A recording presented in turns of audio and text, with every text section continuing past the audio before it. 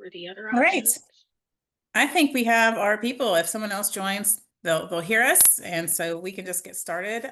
We've got a really great session for you guys today.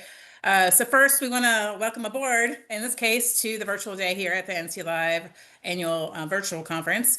We're excited to have you here joining us online. And the session you're in right now is Sailing to New Horizons, Transforming a Virtual Tour Through Interactivity and Inclusivity, sorry. So if that's not the session that you are supposed to be at, or if you're looking for a different session, you can find that on the Zoom links in the Sketch link that Sophie gave you before, and then also on the conference page. My name is Jen Brozick. I'm the moderator for this session, and of course, just want to share a few things to get us started. At NC Live events, we really value that you're here. We value your presence and your participation in our activities from all attendees. So by joining us, though, you agree to uphold our code of conduct and the principles of them. You can find these on our website, which Claire will be putting in the chat box. And then in the interest of time, we're going to save our Q&A for the end of the session. So if you have a question, you can put it in the Q&A box. So you can find that at the bottom on your Zoom. But I'll also be monitoring the Q&A and chat in case anyone needs to reach out to us or anyone needs assistance. So please make sure also to stay muted during this presentation. The session is being recorded. And for always the number one question, we will have slides that NC Live is going to send out after the conference so that you can look at this and you can access them later. So now it's my pleasure that I'm going to be introducing Brittany O'Neill and Delandrus Sills. And just, I'll read really quick a little bit about them. Brittany O'Neill is the Information Literacy Librarian at UNC Wilmington. She coordinates the library's support of information literacy in the University Studies curriculum. She serves as the liaison to English composition, the Honors College, and the Center for Academic Advising. She's also the co-facilitator of UNCW's Critical Information Literacy Immersion Program. And Delandrus Sills is a teaching and learning librarian also at the University of North Carolina, Wilmington. She's a functional specialist on the teaching and learning team with the Academic Research and Engagement Department, where she develops online learning objects. She also facilitates inclusive and accessible pedagogy. She supports the utilization of instruction technology, and she also collaborates with the library and campus partners to support digital information literacy initiatives. So with that, I'm going to turn it over to Brittany and Delandrus, and we look forward to your presentation. Thanks so much. I think Delandrus is getting our slides pulled up, and I will pass it off to Delandrus to start us off. Good morning, everyone. Thank you so much for joining us. Just some very brief information. Of course, our title of our session is Sailing to New Horizons, Transforming a Virtual Tour Through Interactivity and Inclusivity. I have a bit.ly here for the presentation. There's also a QR code next to that. Throughout the presentation, you will see a QR code in the top right-hand corner of the screen. So if anyone is joining a little bit later, you are welcome to use the QR code to access the slides. And of course, Sophie will be sharing these out as well at the conclusion of today's conference. And so one thing, we just want to get just a little bit of information from you all. And so we just ask that you answer just a couple of questions with this Slido. So you can take a picture of this or go ahead and scan this QR code with your personal device. We also have a join code there. But we'll give you an opportunity to take a look at this a little bit later throughout. We're just wanting to get some details about you and learn about what you have as a virtual tour right now. So once again, you're at Sailing to New Horizons, Transforming a Virtual Tour Through Interactivity. So let's get a little bit of a background on this project. Thanks, Delandrus. So UNCW Library, formerly Randall Library, started its renovation and expansion in May of 2022. The new building, Discovery Hall, would include new spaces and services, including our new visualization and analysis lab and a new service in that lab, our statistical collaboration and training center, the move and the expansion of our makerspace into a new maker studio, and some new classrooms, including an active learning space, among many other things. And in addition, we shifted and added spaces within the renovated Randall Hall, including a new sensory-friendly study space, faculty touchdown spaces, a new reading room and stacks for the Center for Southeast North Carolina Archives and History, and I think most relevant to Delandrus and I, our department moved to new offices and added new spaces for consultations, one of which I'm in right now, among many others. So as I mentioned, we also changed names. So our two buildings, Randall and Discovery, were brought together under the new title of UNCW Library, and the whole building was set to open about 1 week before the first day of classes. Whew! All of this means that our existing tour materials that we had were now totally out of date. They needed rebranding under the new name, and we had a lot of changes happening in the library that we wanted to get folks acclimated to at the start of the new semester. So I will pass it off to Delandrus to talk a little bit more about the tour. And with the previous materials that we already had, we already had just maybe just a few general ideas of the direction that we wanted to move with when it come to this rebranding, renaming, and just what we wanted to do with the tour. And one of the biggest components of this entire project is that we really wanted to shift away from a video-based tour, like just a video only, something that would be available on YouTube or that could go in an LMS. We wanted something just a little bit more engaging. That's why we wanted interactive features and components, maybe even more self-guided. We'd seen some other options with scavenger hunts and some other tools, and we just really wanted to take a very different direction compared to what we had in the past. We also want something that was very responsive and very platform-based. So in other words, if we needed to make a very quick change, for instance, our library name changed all of a sudden, everything was out of date. We wanted to be able to go in at any given time and make an update or change without having to go through an entire process of going through production, right? Producing a video, editing a video, and trying to put it together. And of course, as librarians who are very focused on inclusivity, we were definitely driven towards making sure something that we did create, whatever the tour might be, we wanted to ensure that it was accessible and inclusive to anyone who might use it on campus. And so So with that, one go of our ahead. approaches. Yes, we had a few approaches that we wanted to take to be intentional with the design of our new tour. And so one that I really focused on, that we really focused on, was trauma-informed pedagogy. And if you are unfamiliar with the concept of trauma-informed pedagogy, it comes from the trauma-informed care practice within healthcare and social services, but it's generally a set of teaching practices that consider the impacts of trauma and anchored in the assumption that individuals are more likely than not to have experienced some form of trauma in their lives. According to CDC data, 2/3 of adults have experienced at least one adverse childhood experience. That comes in a variety of ranges from things like having experienced natural disasters or gun violence or the incarceration of a family member, etc. And secondhand exposure to these events can also be traumatizing. And as I'm sure you can imagine, this has been compounded by events like the COVID-19 pandemic over the past few Mhm, years, mhm. and marginalized communities experience certain traumas at higher rates than others. So what does this mean for our students and for this tour? Traumas have massive effects on the brain that can be lifelong. They can impair memory and learning and their ability to regulate emotions. College is already a very stressful time and a big period of transition for students, which can really mess with that. I have on here a wheel of the principles of trauma-informed pedagogy. I won't go into all of them, but some of the things that we really kept in mind that were most applicable here were things like ensuring physical and psychological safety, setting up predictability and transparency, and, as Delandrus had mentioned, accessibility and inclusion. So we wanted to design a tour that kept these principles in mind, allowing students to become familiar with the new space, avoiding cognitive overload, and highlighting accessibility and inclusion in our design. And so now Delandrus will talk a little bit more about that accessibility and inclusion effort. And so there are several pedagogies within inclusive pedagogy. Many folks have probably heard of culturally responsive teaching, information or critical information literacy pedagogy. But what we really wanted to focus on were the inclusive pedagogies.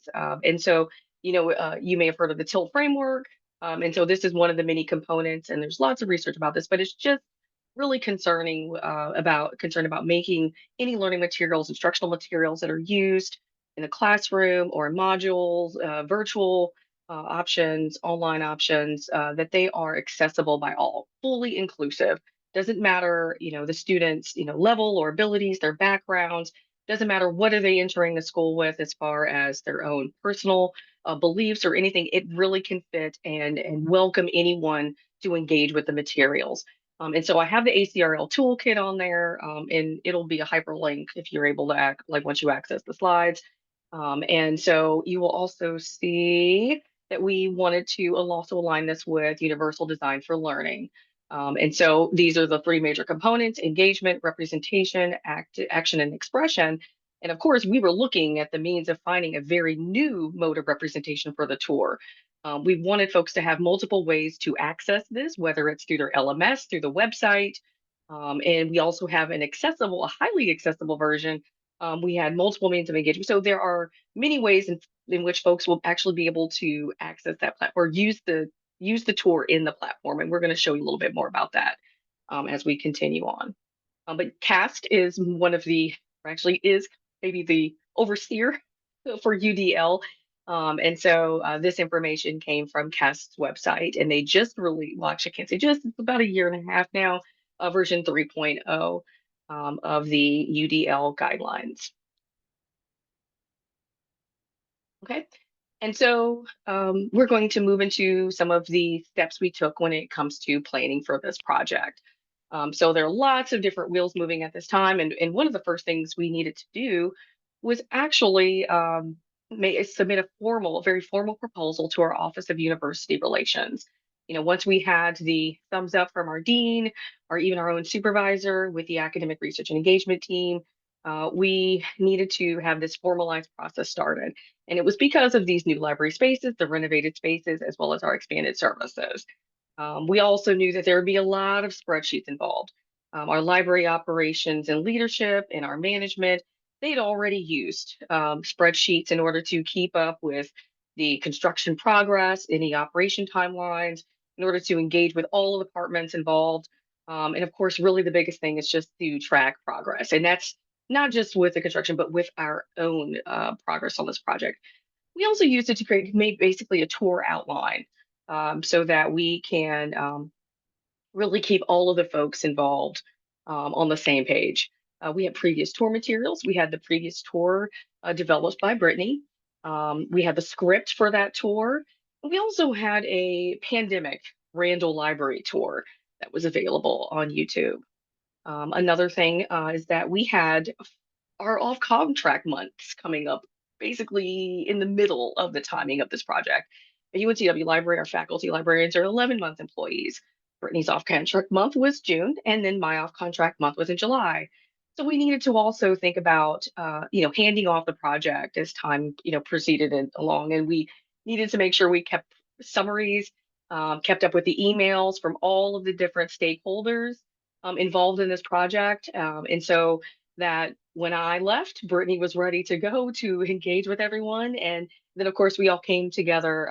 When I returned in August, we really hit the ground running at that point.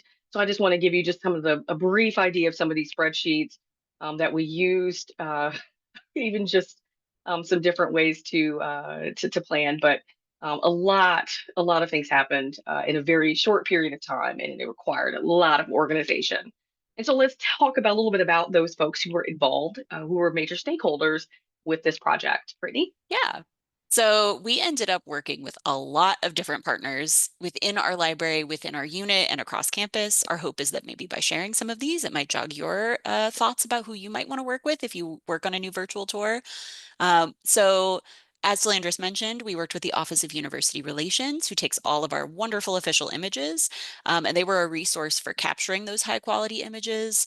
We worked over the summer to coordinate this and to hire student actors to really make those images look engaging. That said, we ran into some issues here, which we'll detail later. We also worked with our outreach and engagement librarian, Chris Robinson, to coordinate with OUR on shared image and video needs. So while our aim was specific to creating something instructional in focus, outreach and engagement also had similar needs for things like marketing materials. So we worked together on a spreadsheet for what spaces we needed captured and what informational text we might want to have alongside it. Also in that department is John Crawford, our digital and visual media coordinator, who we had collaborated with on getting updated floor maps. This was a very moving target. And to make sure that we had consistent branding with the future library signage that would be around the physical building. And I think our closest collaborators came from distance education and e-learning, which is within our unit of teaching, learning, and library services, and now co-located in the library. And we worked with Brittany Denning, an instructional designer, and Chris Sia, a video producer from Deal, to capture still and panoramic images of our spaces. They spent the summer doing so, lucky for us that they're on 12-month contracts. And they ultimately helped us choose the program that we used to design the tour and helped us to build it through their own subscription that they had. So now we'll talk a little bit more about the software that we ended up using. So we explored a variety of different options for virtual tour tools as we were planning. We'll go through these briefly. We originally wanted to use SpringShare's new LibWizard interactive tutorials. We thought it was going to be a perfect fit when it launched because it advertised allowing hotspots and other ways to engage with content on pages that seemed appealing. Ultimately, the rollout happened later than we expected it would, and when it launched, it didn't have the features that we hoped that it would. So it's still a cool tool, but it just didn't do what we wanted it to. It seemed less interactive than we wanted. So then we thought about maybe SpringShare's Lib Maps, which allows people to engage directly with hotspots on floor maps. Sounded exactly like what we wanted to do. However, when we ran this past our library IT department, they had already looked into this for stack mapping, and it proved not to be as customizable or as intuitive as we needed, and most importantly, was cost prohibitive. So when we met with Deal to discuss what we were thinking about doing, they pitched ThingLink as an option, which Delandrus had used before in the past, but some of the features had changed and we think improved. So the more we dove into it, the more we thought this might be a good option. So Delandrus will share more of the reasons why we went with that. Yes. And so I will tell you a little bit about the engagement options available with ThingLink. It's a very highly interactive tool. It has the hotspot features that we were looking for. And in fact, the hotspots pulse to draw attention to them, and you can even customize those. We wanted both still images, PNG files, 360-degree images panned, and there's also an option for videos. We wanted to be able to embed this into our LMS. We use Canvas here at UNCW. We also have our library website, which utilizes Drupal, but we wanted the flexibility to be able to use something no matter what platform or LMS we were using. We also wanted something to help us transition between the floors and as well as the different buildings.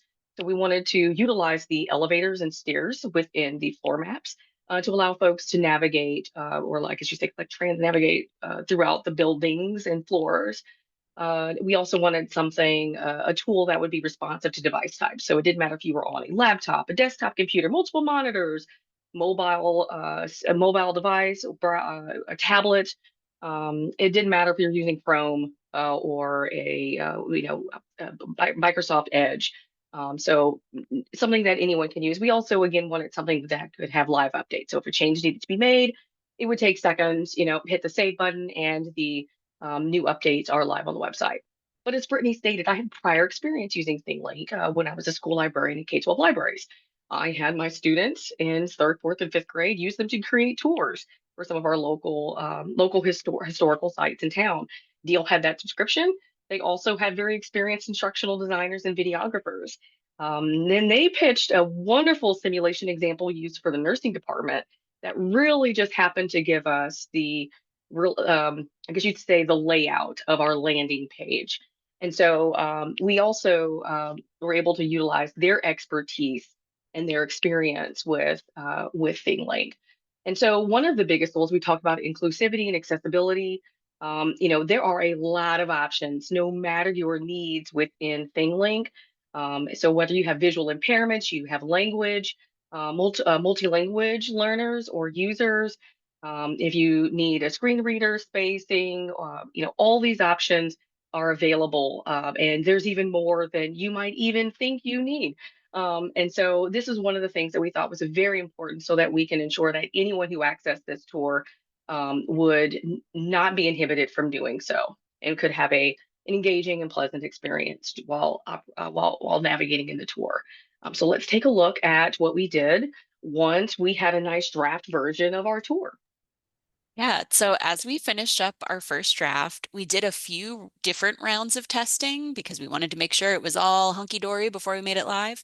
Uh, Deal shared a feedback survey and the beta link with folks within their department and asked them to test it out. And their expertise in instructional design and technology was so helpful in deciding on some tweaks to make this a more usable experience.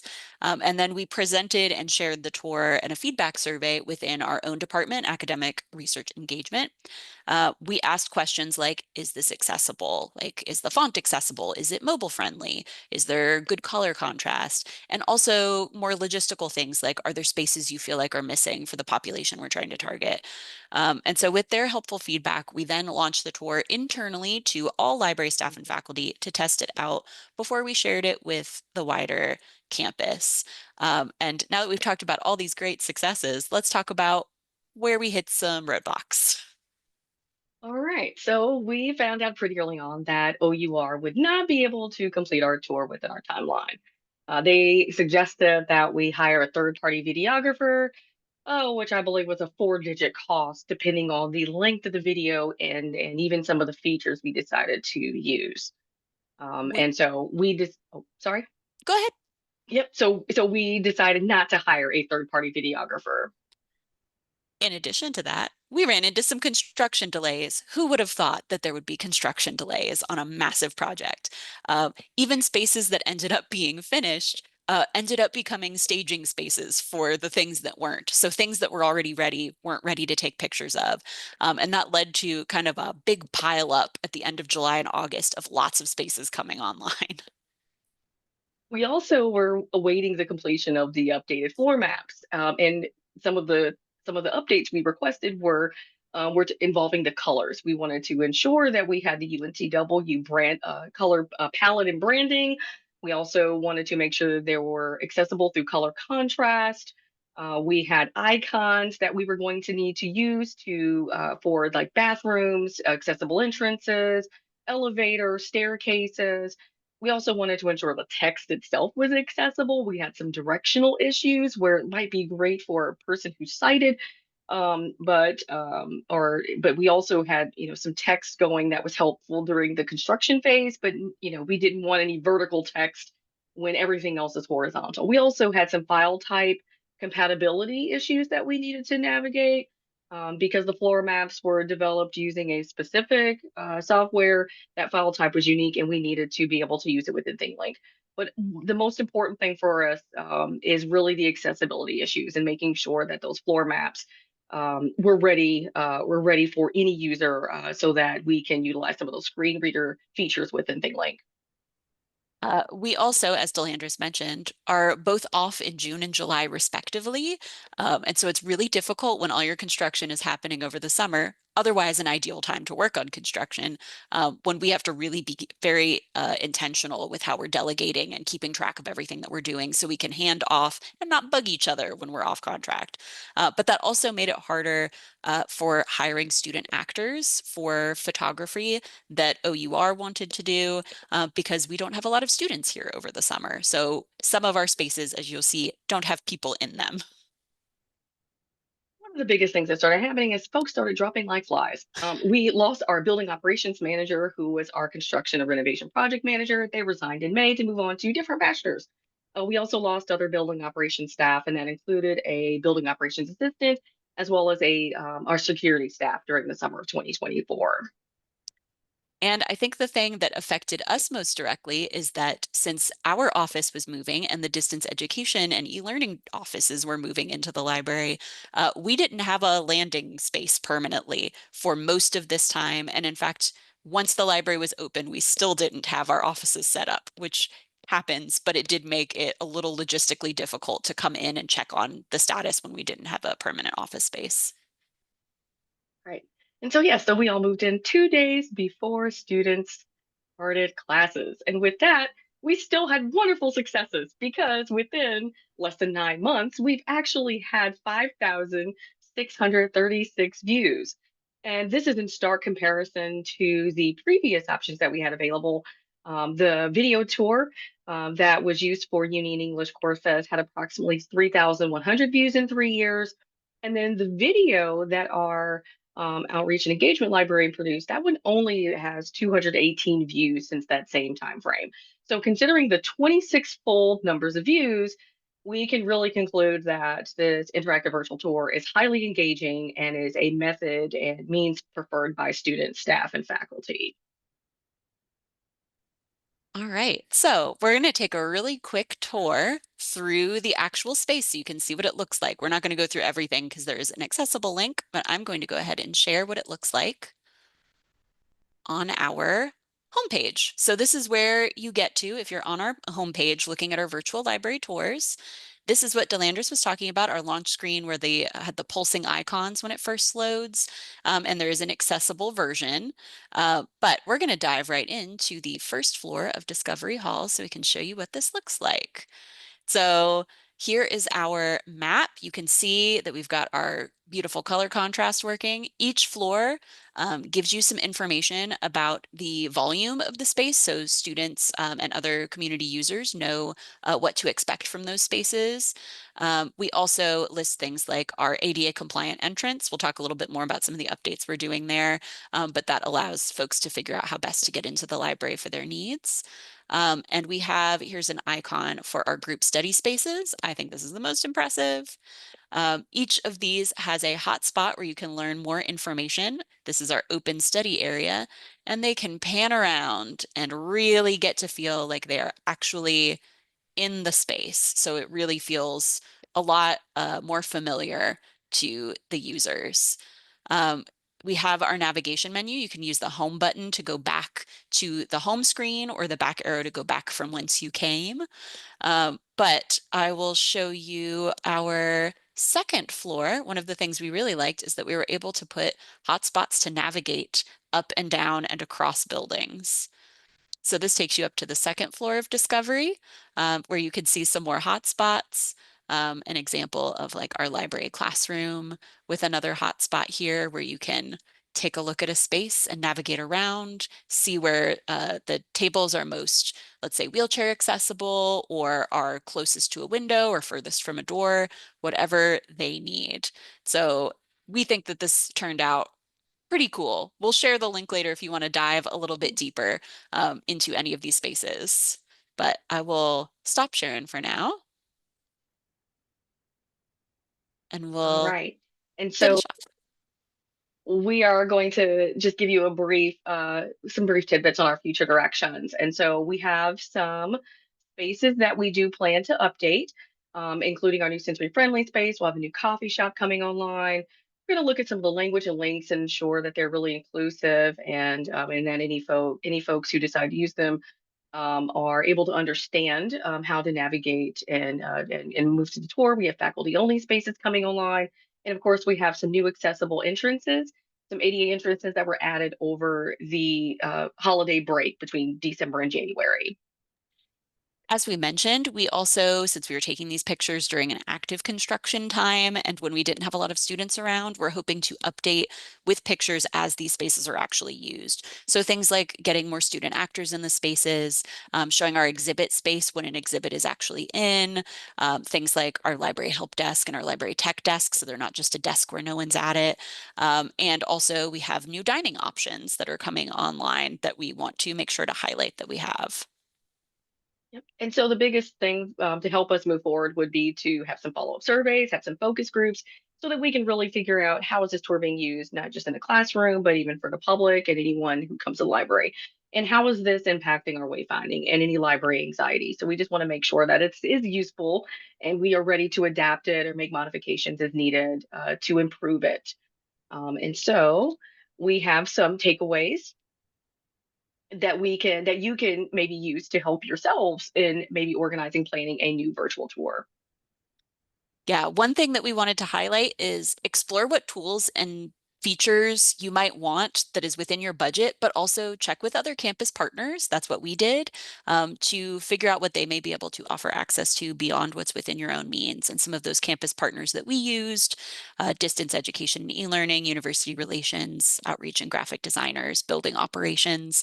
It is definitely a village, but please take a look at who you have on your campus that you might be able to work with it together.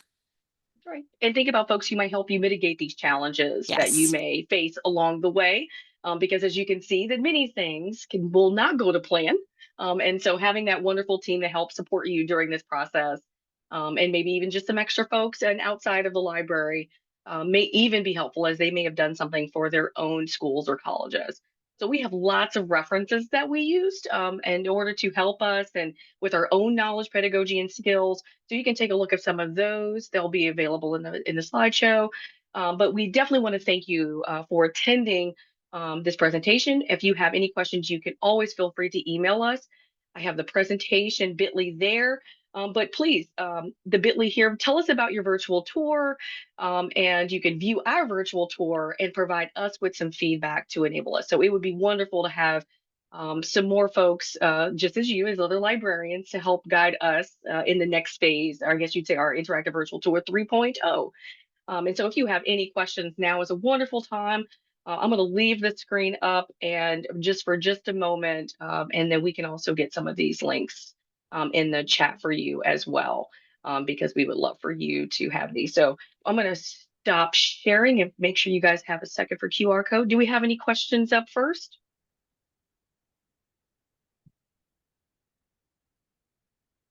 And no questions came to me in the Q&A Okay. yet. So thank you so much, Delandrus and Brittany. That's great.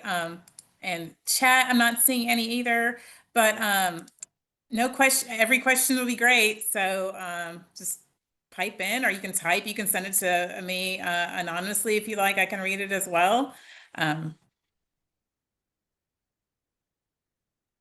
And I guess while we're waiting for questions, Delandrus, did you want to pull up the Slido and see if we got any I sure can. responses? Or if you didn't have a chance to throw stuff in the Slido, if you have a virtual tour of some kind, a video, maybe a relic of the early pandemic times, feel free to drop that in the chat. Oh, Someone's, and There's oh, there you go. there's a great question there in the yes. chat from Midoriya, and I'll let you go ahead and respond to this Yeah. while I share my screen again, Brittany. Yes. So one of the reasons that I was involved in this project with Delandrus, in addition to us just being a dynamic duo who work together all the time, is that I work with our first year seminar. And so we really wanted to have this ready by the time the first year seminar classes were really getting into the kind of things where they're doing a library orientation. So we have this ThingLink directly embedded into the OER textbook for the first year seminar. So all of our students are going through that as they're coming in. And some of them will also take in-person tours, but that is a really great way for new students to get acclimated to our space before they may even get to the building. And I see a direct message I got. What is the cost for ThingLink? So I know Oh, it's Delandrus has used it free. in the past. It is free. We used a freemium version. If you want to talk a little bit more about that, Delandrus. Yes. And so our subscription for ThingLink, that we did have a subscription through ThingLink with Deal. But I will say I used the free version previously. And so you won't be able to use all of the file types with ThingLink if you have the free version, but for the most part, if you're just wanting to explore, dabble a little bit, you will be able to do so with a free version. So definitely don't write it off just because it is, not not completely free. But even if it's just a few options there, maybe a smaller space, it's something that you could still use. I'm going to Yeah. share one more time just to, and there we go. While you're saying that, I will also say the pricing varies on how many people you want to have access to. I know they have a teacher license that's like a single person for, I think, $60 for a year, and it moves up from there. So it can be pretty low cost or free. Yes, and the biggest thing, I believe it's less than $100 a year. I think it's more on the lines of 60. I believe it's $60 a year for an educator subscription. But again, don't completely write it off because it is still something that you may be able to maybe highlight a few features within your library if you can't highlight everything. And then it's something you can use to support maybe the purchase entirely of a new subscription. Okay, so let's take a look at results. All right, so the first one looks like 8 of you don't have a tour at all, and 3 of you do. So it looks like you are in the market. And then I have another poll if you guys want to do this one. If you could just tell me, for those of you who do have a tour, what is the modality of your current tour? Do you have an in-person tour, video tour? Is there like a web-based application? Maybe you have a gamified tour. If you guys just let us know what you do have, and just to give us an idea, I do believe we've seen some scavenger hunts. I believe NC State Greensboro have scavenger hunts. I think we saw that it was either Western Carolina or App State has a HP5 version. And some of you have have developed escape rooms. And during the pandemic, we know that a lot of folks made maybe some social media reels and some YouTube videos to help guide folks along the way. And so, yeah, just let us know what you're using. All right. And then there is one more question. And while you're pulling that And up, I just wanted to answer one quick question okay. that we had, which is, does this allow voice recording as part of the tour? And I believe it does, although we didn't choose that for accessibility purposes, that we wanted to make sure that we have to worry about uh, audio, that we would then have to make sure the transcriptions are 100% correct. But I do believe you can add audio, but correct me if I'm wrong, Delandrus. Yes, you can add audio, but also as a part of the accessibility features, it is compatible with screen readers with Right. descriptive text and alt text. And so you can also have the ability to do that if you did not want to record yourself. And so what you would do is you would create a hotspot that has a little microphone, excuse me, and you could play the hotspot if you did want to add your own recording. But you can utilize the features already available within ThingLink in order to make it accessible for folks who have visual impairments or may need to have the audio available too. So it looks like a lot of you have some pretty long tours that are longer than 8 minutes. And in fact, I believe that's about the time length or the duration of the tour that we previously Yep. had. I think it was like 6 to 7 minutes. And so we did want something a little bit shorter and a little bit easier to engage with. And so thank you for sharing a little bit about those. And you'll see these same questions in there. But I definitely want to thank you all for telling us a little bit about what you're doing, because it also helps us too. But We thank also have a another. question here about online only campuses. And I think that's where ThingLink was pretty versatile. Um, we used floor maps, but we've seen other forms of ThingLink that aren't necessarily tied to a physical space. Mm, But there are other kinds of tutorial options out there. Like we use LibWizard tutorials a lot for helping people navigate databases, et cetera. But most of our distance education and e-learning departments experience creating stuff with ThingLink wasn't specific to like touring a physical space. The nursing simulation they shared with us was kind of touring a resource. So ThingLink can also be a really good way to get people to navigate like a database or using a particular tool, and not necessarily just to tour a physical space. So we felt it was really versatile. that's right. And I did use it previously as a method for a tour. We have some locations that are part of course, North Carolina history and even southeastern North Carolina history. And so, having the photos and the 360-degree images, already taken, we just put the hotspots in there. But I can even see it working very similarly if you had a picture of your circulation desk. Of course, you can add some hotspots to maybe talk about some of the services available at your front desk, whether you're public or academic library. And you could also maybe use it to help folks if you have a PDF, or I don't want to say PDF because it's not OCR all the time. If you have a PNG or another image of something or PowerPoint slide, You could even have multiple slides. You can set it up to where you can navigate through multiple slides. But it is very, very versatile, and the Yeah. means of uses are almost, I don't want to say limitless, but there's probably a way. And if you have any questions, you're more than welcome to, send us an email, contact us. And of course, ThingLink does have some great support options, and you can use Google to search for some other options available out on the web.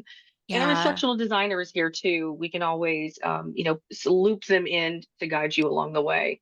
I could also see this being really useful if you're on a campus or at a library that has multiple staff. You could use this as a way to like walk people through your virtual office space and kind of get to know librarians in your office and have them kind of go door to door. I think that would be a really cool way to kind of personalize for online students too.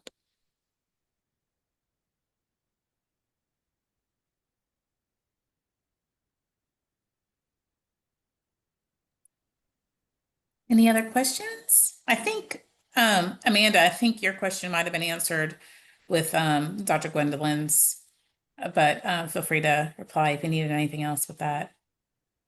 Yeah, and we do have we, for example, within the first year seminar, I have this built into a LibWizard tutorial. So this is just one piece of what the students go through, and then the rest of the content around it introduces them to the non-physical resources. Although we do have some links in the ThingLink itself, like to reserve a study room or a hyperlink to learn more about a service, like in the visualization and analysis lab.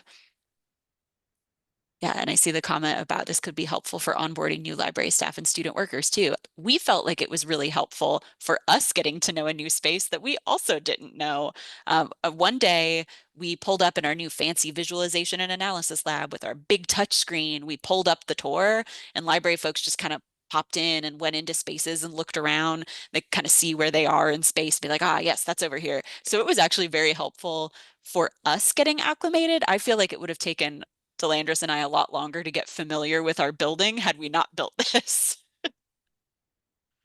That's right. So many things happened so close to the start of students arriving. And so we definitely were still learning along the way. And I actually still use the map myself because it's that, oh my gosh, where in the world, where is that again? The building is still less than a year old to us. Oh, and we And didn't so mention it in the presentation, but one thing that we really liked about ThingLink is that we could directly pull links to individual spaces. And so these are now built into our library spaces page where you can find more information about reservable spaces. And we use this for things like if someone wants to book a space, they can kind of get a feel for will it work for their group, or I send out the ThingLink card specific to our classrooms to instructors before I meet with them so their students can get familiar with that classroom space beforehand. So it really has helped us in ways that even go outside of the tour itself. and then with the accessibility feature, with those links, those can be highlighted. They can pull as well to guide folks to the actual links that you can put into the hotspots. So many accessibility features. I think we're probably getting right to the end of time, but just thanks so much for being here for this presentation. And please feel free to contact us. We're happy to like help you troubleshoot. We've troubleshot a lot of stuff. So please do reach out. Do you want to maybe put your emails in the Yeah, chat? That'd be great. And yes, thank you so much, Delandrus and Brittany, for today's presentation. And of course, thank you everyone for joining us. This was a wonderful to attend and to learn about not only your tour, but also all that you went through, which was a lot. So I'm really happy that this was so successful, even through with your offices and in the construction, everything. That's just great to hear about all this. So next is, if you look at your schedule, next is lunch from 12 to 1, but we want to make sure if you, for, the rest of the day and for 1 o'clock sessions and onward, please refer to the schedule to see the Zoom information and the information about the sessions after lunch. And again, just thank you so much for joining us. Thanks, everybody.